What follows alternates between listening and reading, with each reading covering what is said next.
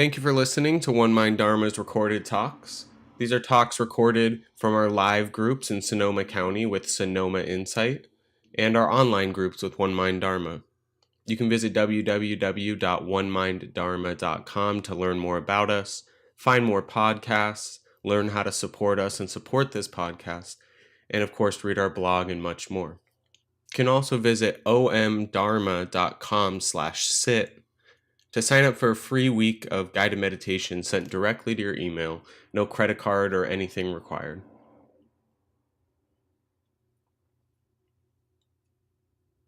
So tonight I wanted to talk about kind of the reason I came to practice. And I know that from my experience is maybe oversimplifying it.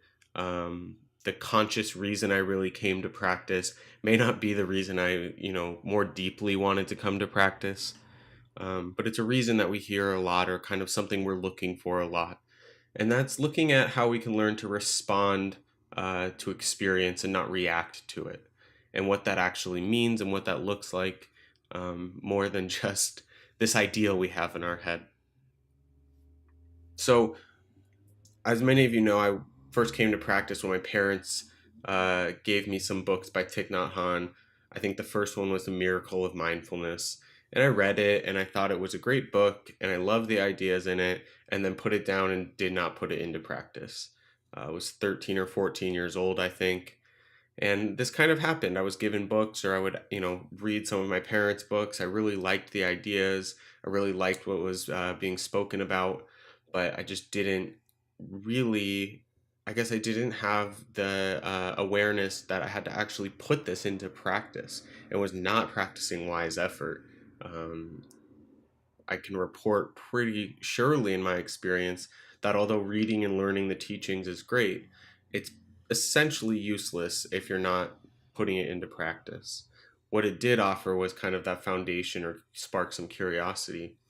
And then what really brought me to practice was I was, as a teenager, addicted to drugs and got kicked out of many schools, and was in a lot of trouble constantly with the police. And then I got sober for a little bit and I relapsed and started using again. And when I was using drugs, I was really looking for something to fix myself other than actually not using drugs. Because that's how it works, right? In my head, it was like, oh, I'm gonna meditate and learn how to cope and deal with life, and that'll make me better. Not actually stopping to think maybe if I stopped using so many drugs, it would clear my head. And namely, the thing that really came up for me was this idea of I want to learn to respond to people and not react. I dealt with a lot of anger towards other people, mostly in the verbal sense, but there was physical violence. And I was just always reacting. And it wasn't always like violent or abusive or anything like that. It was often just this, interacting with someone and just this shutting down, this kind of instinctual trauma based reaction that I had. And when I came to practice, that was really what I was seeking to do. I was sitting in Portland, Oregon with a group, and this was maybe 10 years ago or so. And I was sitting in Portland, Oregon with a group, and remember sitting there meditating and trying to, learn to see my mind and see the thoughts and respond to them. That was like my whole goal. And what ended up happening was I became more reactive, almost as I was like tuning in so intimately, like almost on edge, like, okay, I'm going to respond when something comes up, not react. And it didn't work super well for me. So it's been kind of a passion of mine, a topic that I love to talk about and investigate, of how we can observe what's going on, and learn to kind of work with it rather than just have that knee-jerk instinctual reaction.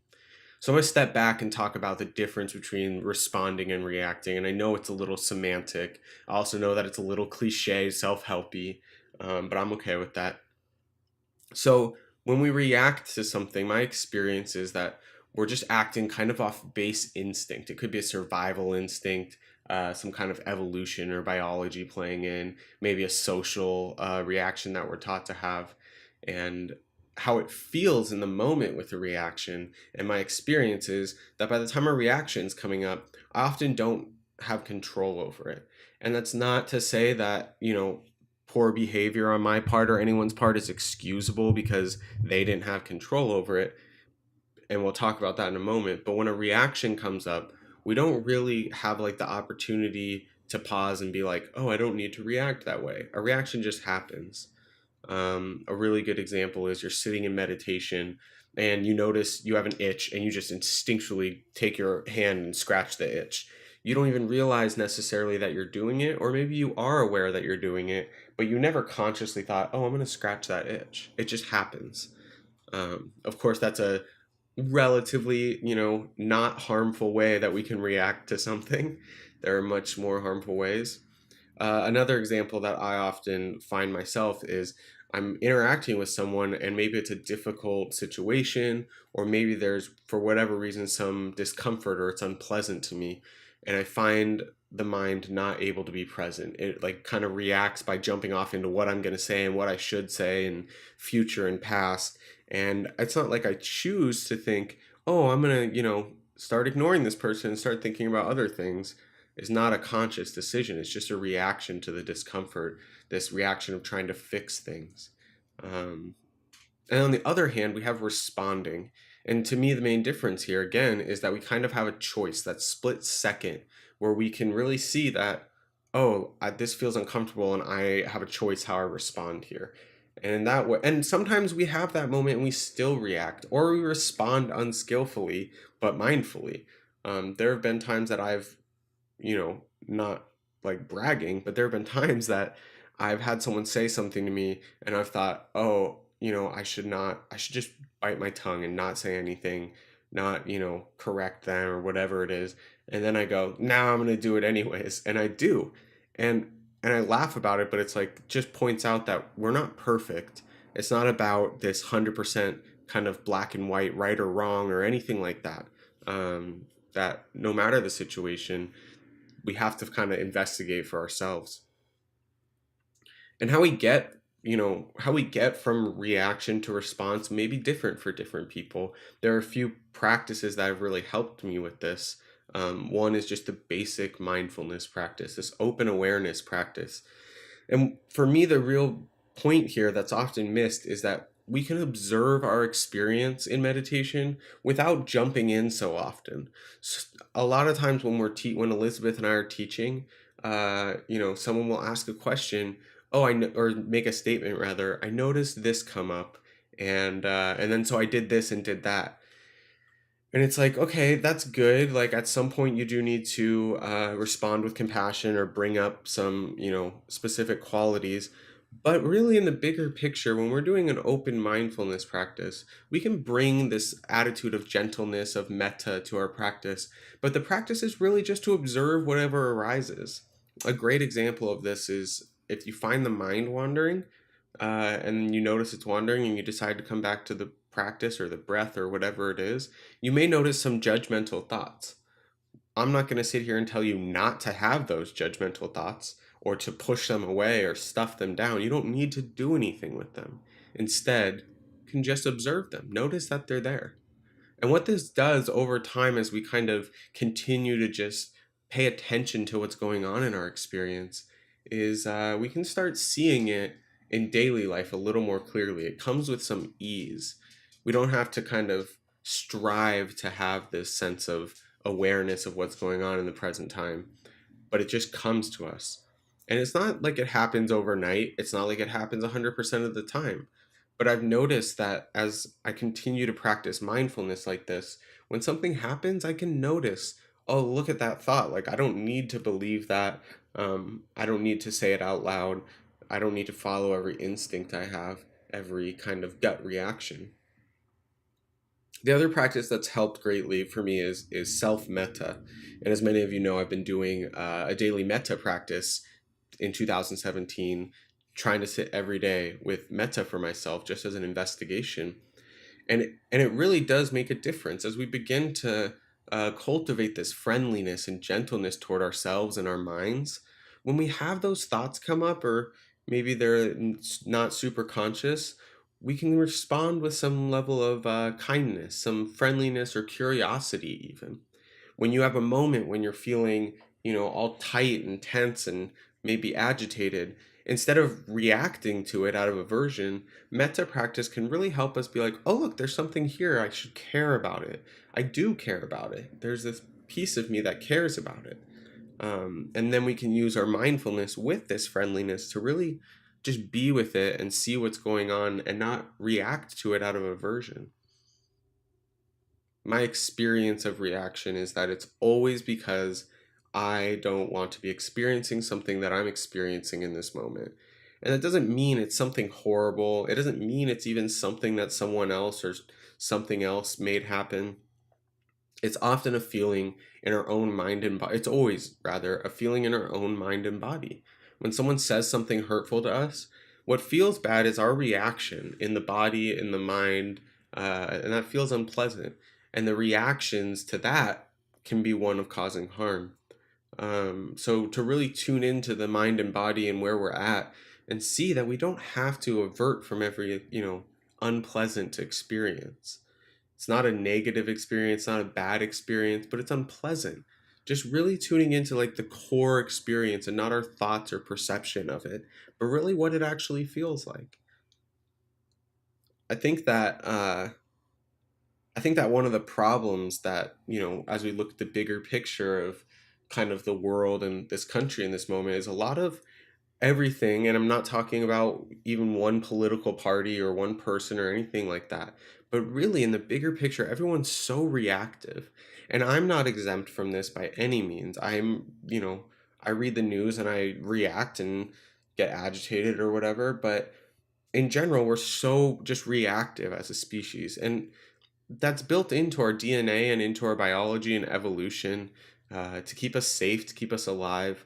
I say it so often, as George Haas, a teacher in LA, always says, the brain's hardwired for survival, not for happiness. And what we're doing here is kind of tinkering with that hardwiring, tinkering with the way the brain works to work towards some freedom and liberation and not just follow these gut instincts. When you have an uncomfortable moment, most of the times it doesn't mean your life is in danger like it did for our ancestors. Most of the times it's kind of a leftover survival mechanism. And we don't have to be so reactive to everything going on in the world. And I know it's so simple and easier said than done to say, like, oh, if we could all just pause and take a breath, the world would be a better place. I do think that's true, but of course you can't force anyone to practice or anything. But for ourselves, what we can do is really work on, tuning in, I guess, really looking at, really bringing curiosity to. Um, for me, one of the words I really like, and I use it in a lot of the meditations, is to receive, to be in this like receptive mode in practice, to sit and just be open to whatever comes up. It's not our job to sit there and say this is good or bad or right or wrong. We can notice if it's pleasant or unpleasant, but just to sit there in this receptive openness, receiving whatever arises. And as we do this and bring it to our daily lives, we can begin to receive these experiences we're having and, live with the unpleasantness of life without reacting so strongly. As far as bringing it to daily life, there's so many practices, of course. You can stop and pause and look at the breath for a few moments. Elizabeth frequently offers that practice with the fingers, touching the fingers with each breath. You can always put your hand over your heart, which can stimulate the vagus nerve and releases some oxytocin. But really, when it comes down to it, you have to notice that you're having a difficult moment before you, jump in and do any of those. So the question is, what tells you that you're having a difficult moment?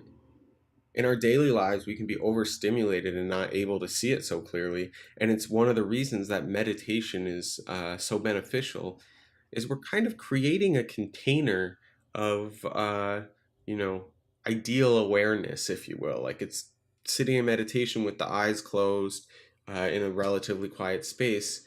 We can kind of create a container to observe where it's much easier because there's less stimulation. Now, I don't mean to say that, your practice should be easy all the time or anything. But what we can do in our formal practice is begin to notice when you have a difficult experience, just tune into what it feels like. You don't need to think, oh, I'm going to save this for later so I remember.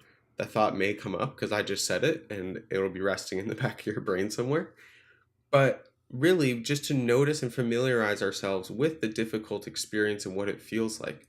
as we really become familiar and get to know it, when it comes up in daily life, then we can see it more clearly and respond with one of those practices of taking a few deep breaths or just observing what's going on, and then make a choice in how we respond rather than just having that kind of gut instinct reaction.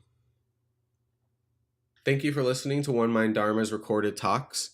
If you want to find out more about us, you can visit www.oneminddharma.com.